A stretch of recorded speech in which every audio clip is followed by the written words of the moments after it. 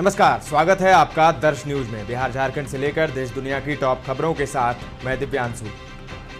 खबरों की तरफ विस्तार से बढ़ेंगे, लेकिन सबसे पहले एक नजर हेडलाइंस पर। राज्यसभा में कांग्रेस पर गरजे पीएम मोदी, बताया मोदी सरकार के तीसरे कार्यकाल में क्या होगा। कर्नाटक की कांग्रेस सरकार ने दिल्ली के जंतर मंतर पर किया प्रदर्शन। डिप्टी सीएम शिव कुमार बोले, नहीं हुआ समाधान तो जारी रहेगा प्रदर्शन। पीएम मोदी और गृह मंत्री अमित शाह से मिले सीएम नीतीश कुमार। मुलाकात के बाद बोले नीतीश, अब इधर उधर नहीं करेंगे। झारखंड के पूर्व सीएम हेमंत सोरेन को कोर्ट से नहीं मिली राहत, 5 दिनों के लिए बढ़ी ईडी रिमांड। जसप्रीत बुमराह ने रचा नया इतिहास, ये कारनामा करने वाले बने पहले भारतीय तेज गेंदबाज। अब खबरें विस्तार से। प्रधानमंत्री नरेंद्र मोदी ने लोकसभा के बाद राज्यसभा में आज भाषण दिया। इस दौरान उन्होंने कांग्रेस पर जमकर हमला बोला तो आने वाले 5 सालों में देश में क्या क्या विकास होगा, इस पर भी अपनी बात रखी। उन्होंने दावा किया कि तीसरे कार्यकाल में सोलर पावर से बिजली बिल 0 होगा, जबकि देश बुलेट ट्रेन को भी पहली बार देखेगा। पीएम मोदी ने राज्यसभा में कहा, मोदी 3.0 में विकसित भारत की नींव को मजबूत करने के लिए पूरी शक्ति लगा देंगे। अगले 5 सालों में डॉक्टरों की संख्या पहले की तुलना में अनेक गुना बढ़ेगी। मेडिकल कॉलेजों की संख्या बढ़ेगी। इस देश में इलाज बहुत सस्ता और सुलभ हो जाएगा। 5 सालों में हर गरीब के घर में जल से नल का कनेक्शन होगा। वहीं पीएम मोदी ने राज्यसभा में आज अपने संबोधन में कांग्रेस पर जमकर तंज कसा। उन्होंने सोमवार को लोकसभा में अपने भाषण में एनडीए के 400 पार जाने की भविष्यवाणी की थी। वहीं अब कांग्रेस को लेकर कहा कि मैंने आपके लिए प्रार्थना की है कि आप कम से कम 40 सीट तो पार कर जाओ। लोकसभा में खड़गे की जुबान फिसलने वाले भाषण का जिक्र करते हुए पीएम मोदी ने कहा कि आपने एनडीए को 400 सीटों का आशीर्वाद दिया। आपका यह आशीर्वाद मेरे सिर आंखों पर है। उन्होंने कहा कि मल्लिकार्जुन खड़गे को मैं बहुत ध्यान से सुन रहा था, लेकिन उस पर धन्यवाद नहीं दे पाए। कथित शराब घोटाले में प्रवर्तन निदेशालय यानी ईडी के समन को दरकिनार करने वाले दिल्ली के मुख्यमंत्री अरविंद केजरीवाल को अब कोर्ट ने ही तलब कर लिया है। राउज एवेन्यू कोर्ट ने उन्हें 17 फरवरी को अदालत में आकर अपना पक्ष रखने को कहा है। अतिरिक्त मुख्य महानगर दंडाधिकारी एमएम दिव्या मल्होत्रा ने आज सुबह दलीलें पूरी होने के बाद यह समन जारी किया। दिल्ली के सीएम की ओर से बार बार समन को नजरअंदाज किए जाने के बाद 3 फरवरी को ईडी ने अदालत का रुख किया था। वहीं 6 साल पुराने आपराधिक मानहानि केस में केजरीवाल को 29 फरवरी को हाजिर होने को कहा है। मामला यूट्यूबर ध्रुव राठी का एक वीडियो सोशल मीडिया पर साझा करने से जुड़ा है। उधर आम आदमी पार्टी के नेता संजय सिंह को दिल्ली हाई कोर्ट से राहत नहीं मिली। आज कोर्ट ने आप नेता को जमानत देने से इनकार कर दिया। दरअसल कथित शराब घोटाले से जुड़े मनी लॉन्ड्रिंग केस में संजय सिंह जेल में बंद हैं। उन्हें प्रवर्तन निदेशालय ने पिछले साल 4 अक्टूबर को गिरफ्तार किया था। जमानत के लिए उन्होंने कोर्ट का दरवाजा खटखटाया था। कोर्ट ने 31 जनवरी को संजय सिंह की जमानत याचिका पर अपना फैसला सुरक्षित रख लिया था। ऐसे में आज हाईकोर्ट ने फैसला सुनाया, जिसमें आप नेता की जमानत याचिका को खारिज कर दिया गया। पुष्कर सिंह धामी सरकार ने नागरिक संहिता विधेयक यूसीसी विधेयक को विधानसभा सत्र में पारित कर दिया। बीते दिन सदन के पटल में यूसीसी विधेयक पेश किया गया था। 2 दिन की लंबी चर्चा के बाद सरकार ने आज यूसीसी विधेयक बहुमत के साथ पारित कर दिया। बीजेपी और कांग्रेस विधायकों के बीच सदन में चर्चा के दौरान जमकर वार पर पलटवार भी हुआ। दिल्ली के जंतर मंतर पर कर्नाटक की कांग्रेस सरकार ने आज केंद्र सरकार के खिलाफ विरोध प्रदर्शन किया। इस प्रदर्शन में कर्नाटक के सीएम सिद्धारमैया और deputy CM DK Shivakumar भी शामिल हुए। प्रदर्शन के दौरान कर्नाटक के सीएम सिद्धारमैया ने कहा कि हमें उम्मीद है कि सरकार हमारा विरोध सुनेगी और हमारा मुख्य उद्देश्य राज्य और कन्नड़ लोगों के हितों की रक्षा करना है। डिप्टी सीएम शिव कुमार ने कहा कि अगर चीजें इसी तरह जारी रहीं और केंद्र सरकार ने मुद्दों का समाधान नहीं किया तो उनकी पार्टी इसके खिलाफ लड़ेगी और इस मुद्दे को लेकर कर्नाटक की सड़कों पर प्रदर्शन करेगी। राष्ट्रपति द्रौपदी मुर्मू ने आज दिल्ली मेट्रो में सवारी की। मेट्रो में सवारी करने का उनका वीडियो सोशल मीडिया पर खूब वायरल हो रहा है। न्यूज एजेंसी एएनआई की ओर से जारी वीडियो में राष्ट्रपति मेट्रो की सीट पर बैठ मुस्कुरा रही हैं। द्रौपदी मुर्मू ने पीले कलर की साड़ी और मस्टर्ड कलर की स्वेटर पहने नजर आईं। एक शख्स सामने से राष्ट्रपति की फोटो भी खींचता नजर आ रहा है। राष्ट्रपति द्रौपदी मुर्मू के पास उनकी सुरक्षा गार्ड भी मौजूद है।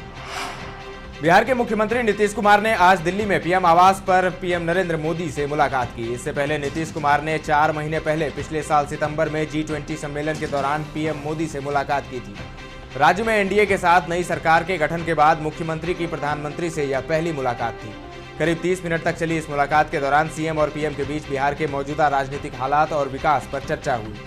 सीएम नीतीश कुमार ने इस दौरान पीएम मोदी को एक गुलदस्ता भेंट किया। वहीं पीएम नरेंद्र मोदी ने नीतीश कुमार को बिहार में नई एनडीए सरकार के गठन की बधाई दी। इस पर नीतीश ने उनका आभार व्यक्त किया। पीएम के बाद सीएम नीतीश ने केंद्रीय गृह मंत्री अमित शाह और बीजेपी के राष्ट्रीय अध्यक्ष जेपी नड्डा से मुलाकात की। मीडिया से बात करते हुए सीएम नीतीश ने कहा कि अब हम लोग वापस साथ आ गए हैं और अब इधर उधर नहीं होगा।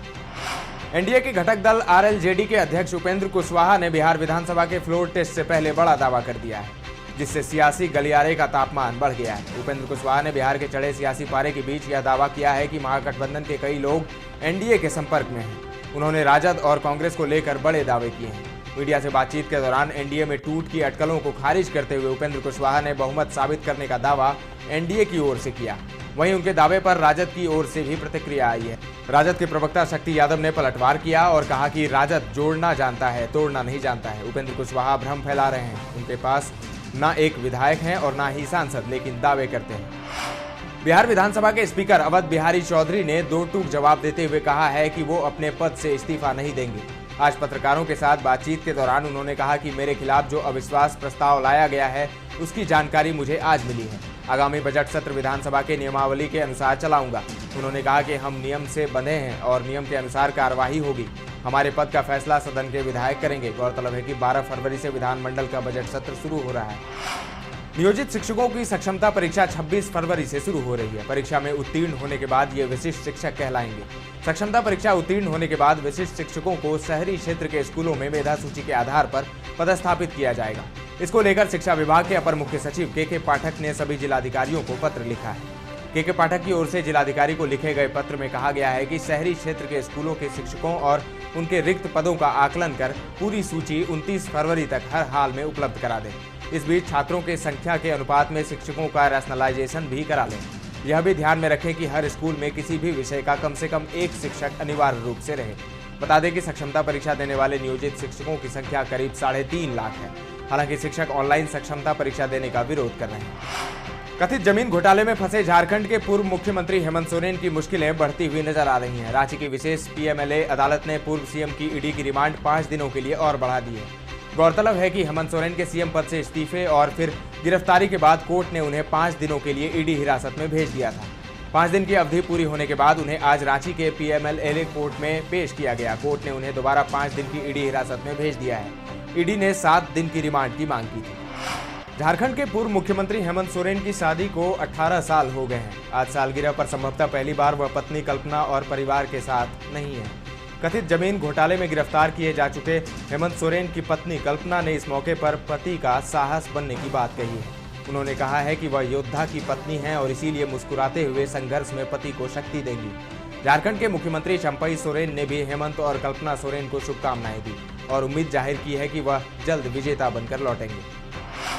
सीएम पद की शपथ लेने के बाद से ही मुख्यमंत्री चंपई सोरेन एक्शन में हैं। वह लगातार राज्य में चल रही योजनाओं की समीक्षा कर रहे हैं। इसी कड़ी में आज सीएम चंपई सोरेन ने राज्य के बड़े अधिकारियों के साथ हाई लेवल मीटिंग की। इस बैठक में विभिन्न विभागों के अपर मुख्य सचिव, प्रधान सचिव और सचिव शामिल थे। बैठक में विभिन्न विभागों के कामकाज पर गहन चर्चा हुई। मौके पर उन्होंने विभिन्न विभागों के बजटीय प्रावधान, प्राप्त लक्ष्य तथा खर्च की जानकारी ली। खबर खेल जगत से। इंडिया वर्सेस इंग्लैंड 5 मैचों की सीरीज के दूसरे टेस्ट मैच के बाद ICC test bowling, test batting और टेस्ट ऑलराउंडर रैंकिंग में कुछ बड़े बदलाव देखने को मिले हैं। विशाखापत्तनम टेस्ट मैच में इंग्लैंड की बैंड बजाने वाले Jasprit Bumrah number 1 test bowler बन गए हैं। भारत की ओर से पहली बार कोई तेज गेंदबाज नंबर 1 टेस्ट गेंदबाज बना है। इसके अलावा जसप्रीत बुमराह इकलौते ऐसे गेंदबाज भी बन गए हैं जो तीनों फॉर्मेट में नंबर 1 की गद्दी हासिल कर चुके हैं। उनसे पहले यह कोई और नहीं कर पाया है। भारत की ओर से इससे पहले आर अश्विन, रविंद्र जडेजा और बिशन सिंह बेदी टेस्ट में नंबर 1 गेंदबाज बने हैं, लेकिन तीनों ही स्पिनर हैं। बुमराह ने विशाखापत्तनम टेस्ट में कुल 9 विकेट चटकाए थे, जिसमें पहली पारी में उन्होंने कुल 6 विकेट लिए थे। बुमराह को इस दमदार गेंदबाजी का फायदा रैंकिंग में भी मिला। 881 रेटिंग पॉइंट्स के साथ बुमराह नंबर 1 टेस्ट गेंदबाज बन गए हैं, जबकि साउथ अफ्रीका के कगिसो रबाडा 851 रेटिंग पॉइंट्स के साथ दूसरे पायदान पर। तीसरे नंबर पर आर अश्विन हैं, जिनके खाते में 841 रेटिंग पॉइंट्स हैं। दश न्यूज के इस बुलेटिन में फिलहाल इतना ही, लेकिन ताजा तरीन खबरों का सिलसिला लगातार जारी है। देखते रहें दश न्यूज।